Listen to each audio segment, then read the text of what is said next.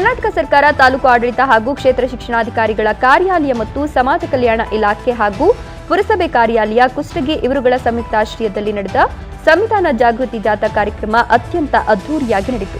ನಂತರ ಡಾಕ್ಟರ್ ಬಾಬಾ ಸಾಹೇಬ್ ಅಂಬೇಡ್ಕರ್ ವೃತ್ತದಿಂದ ಸಂವಿಧಾನದ ಮುಖ್ಯ ಕಚೇರಿಯ ಸಂಸತ್ತಿನ ಮೇಲಿರುವ ಡಾಕ್ಟರ್ ಬಿಆರ್ ಅಂಬೇಡ್ಕರ್ ಭಾವಚಿತ್ರದೊಂದಿಗೆ ಶಾಲಾ ಮಕ್ಕಳ ಸ್ತಬ್ಧ ಚಿತ್ರಗಳೊಂದಿಗೆ ಪಟ್ಟಣದ ಪ್ರಮುಖ ಬೀದಿಗಳಲ್ಲಿ ಸಂಚರಿಸಿ ತೆರೆದ ವಾಹನದಲ್ಲಿ ಡಾಕ್ಟರ್ ಅಂಬೇಡ್ಕರ್ ಭಾವಚಿತ್ರವನ್ನು ಮೆರವಣಿಗೆ ಮಾಡಲಾಯಿತು.